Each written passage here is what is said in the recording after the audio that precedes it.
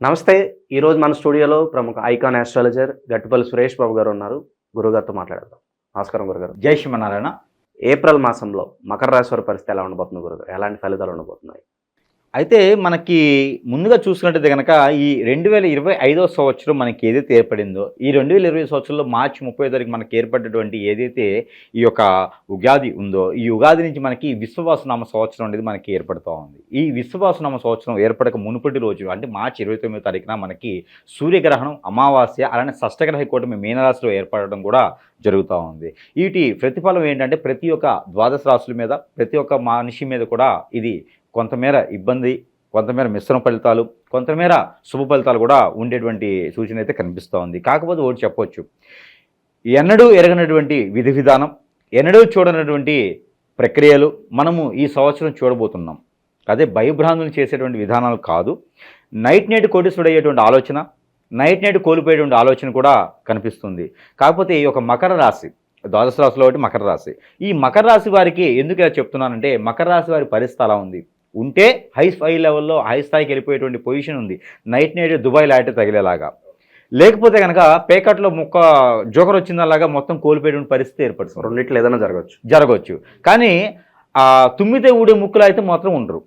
ఖచ్చితంగా మకర రాశి వారు ఈ సంవత్సరం, అందులోనూ ఏప్రిల్ మాసం 2020 సంవత్సరంలో వీరు తుమ్మితే ఊడే ముక్కులాగైతే ఖచ్చితంగా ఉండరు.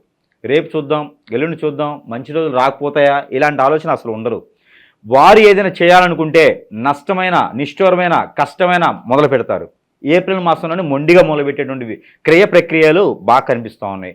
వారి యొక్క దశాంతర దశలు, వారి యొక్క గోచార ప్రకారంగా చూసుకున్నా కూడా ఈ ఏప్రిల్ మాసంలో మకర రాశి వారు ఖచ్చితంగా ఏదో ఒకటైతే సాధించేలాగైతే కనబడుతున్నారు. అది ఇండస్ట్రీలు కావచ్చు, కోర్టుకు సంబంధించిన విషయాలు కావచ్చు, ఏదైనా భూమికి సంబంధించిన విభేదాలు కావచ్చు, వివాదాలు కావచ్చు, ఏదైనా ఆస్తికి సంబంధించిన తగాదాలు కావచ్చు, భార్యాభర్తల మధ్యన ఎడబాటు కావచ్చు, అటా ఇటా తెగిపోవడమా, తెంచుకోవడమా, సమర్థించంగా కలుపుకోవడమా, బంధాలు విడదీయటమా, కలుపుకోవడమా, ఎక్కడో దగ్గర అయితే వీరికి మిస్అండర్స్టాండింగ్ లేకుండా ఒక క్లారిటీగా మొండి పట్టుదలతో ముందుకు వెళ్ళేలాగా ఉన్నది.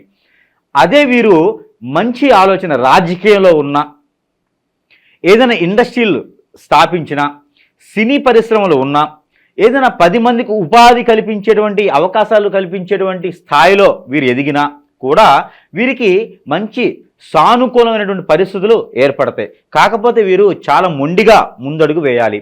అది ఎప్పుడు? ఏప్రిల్ 9వ తారీఖు తర్వాత వీరికి చాలా అనుకూలంగా ఉంది. అది ఎందుకు అంటే కనుక, ఈ యొక్క కుజ భగవానుడు కర్కాటక రాశిలోకి ఏప్రిల్ 2వ తారీఖు రోజున సంచరిస్తారు. ఇప్పుడు ఎనకంజిలో ఉన్నటువంటి మిథున రాశిలో ఉన్నారు. ఈ ఏప్రిల్ 2వ తారీఖున కర్కాటక రాశిలోకి కుజ భగవానుడు రాగానే వీరికి మంచి అదృష్టము, అవకాశం వీరికి కనిపిస్తుంది. కాబట్టి ఆర్థిక వనరులు కూడా వీరికి సమకూరుతాయి. అలానే వీరు ఏదైనా వ్యాపార నిమిత్తం కానివ్వండి, ఏదైనా సరే వీరు స్థాపించేటువంటి రంగాల వైపు కానివ్వండి, వీరు ఇంకొకరి సహాయ సత్కారాలు తీసుకోకుండా ఇండివిజువాలిటీ వీరు ఓనుగా ఏదైనా మొదలు పెడితే అది జీవితకాలం కూడా వీరికి బాగుంటుందని మాత్రం చెప్పొచ్చు. మొండిగా మాత్రం మొదలు పెట్టాలి. ఎందుకంటే కొన్ని రకాల గ్రహాలు వీరికి అనుకూలంగా లేవు. అందులో రాహువు, కేతు గ్రహం వీరికి అనుకూలంగా లేదు.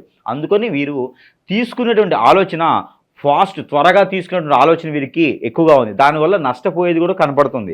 కాకపోతే ఈ మాసంలో బుధ భగవానుడు, గురువు కూడా వీరికి అనుకూలంగా ఉన్నారు కాబట్టి ఆ నష్టం అనేది తక్కువగా కనబడుతోంది. అలానే బెట్టింగులు వీరు ఖచ్చితంగా నష్టపోతారు. కాబట్టి బెట్టింగులు లాంటి గేమ్స్ లాంటి దాంట్లో ఇన్వెస్ట్మెంట్లు చేయటం, అలానే మ్యూచువల్ ఫండ్స్, షేర్స్లో ఇన్వెస్ట్మెంట్ చేయటం, వీరికి తెలియనటువంటి రంగాల్లో ఇన్వెస్ట్మెంట్ చేయడం లాంటి, వ్యాపారాలు చేయడం లాంటివి నష్టపూరితమైనటువంటి వ్యవహారం కాబట్టి అలాంటి వీరు చేయకూడదు.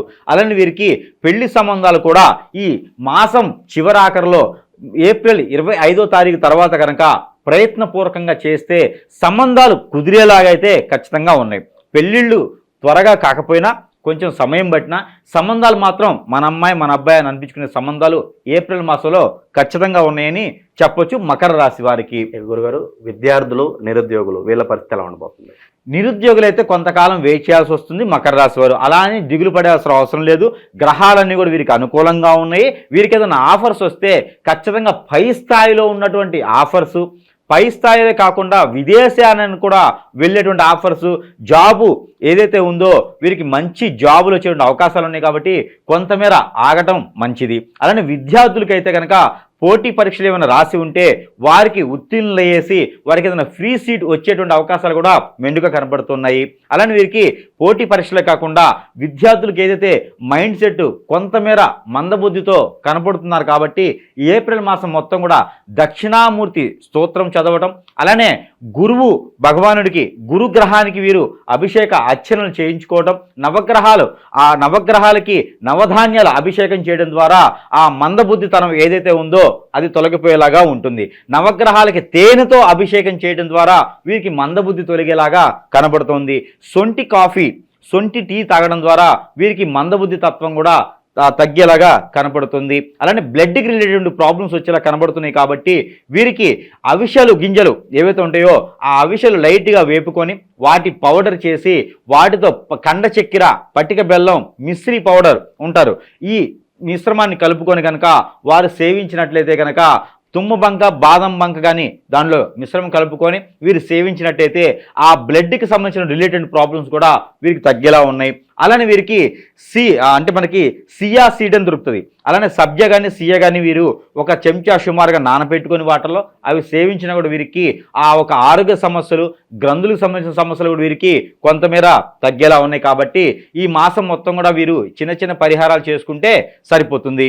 గురుగారు, మరి ఈ మాసం ఎలాంటి రెమెడీస్ చేసుకోవడం ద్వారా ఇంకా మంచి ఫలితాలు వీళ్ళకి వస్తాయంటారు? ఖచ్చితంగా ఈ యొక్క మకర రాశి వారు చేసుకోవాల్సినటువంటి పరిహారాల కన్నా కూడా ముందు వీరికి కలిసి వచ్చేటువంటి వర్ణం, వీరికి ఖచ్చితంగా బ్లాక్ అండ్ వైట్ ఖచ్చితంగా వీరికి కలిసి వస్తుంది. అలానే గోల్డ్ కలర్ అంటారు కదా, అలాంటి కలర్ కూడా వీరికి కలిసి వస్తుంది. అలానే ఎల్లో కలర్ కూడా వీరికి అద్భుతంగా కలిసి వస్తుంది. ఏదైనా జాబ్ కోసం, మంచి పని కోసం, డబ్బులు రావడం కోసం కనుక వీరు ఎల్లో కలర్ వేసుకొని వెళ్తే వీరికి అద్భుతమైనటువంటి ప్రతిఫలాలు కలిసి వస్తాయి. వీరికి కలిసి వచ్చేటువంటి వారం గురువారం, శుక్రవారం 2 వారాలు వీరికి మాసం మొత్తం కూడా కలిసి వస్తుంది. వీరికి కలిసి వచ్చే నెంబర్ 5, 14, అలానే 23వ తారీఖు వీరికి బాగా కలిసి వస్తుంది.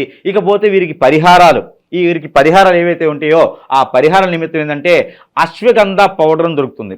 ఈ అశ్వగంధ పౌడరు, అలానే మనకి దాల్చిన చెక్క పౌడరు, అలానే బిర్యానీ ఆకు దాన్ని చిన్న చిన్న పీసులు చేసి అది కూడా దీంట్లో కలుపుకోవాలి. అలానే వీరికి మరాఠీ మొగ్గ అని దొరుకుతుంది, అది కూడా పౌడర్ చేయాలి.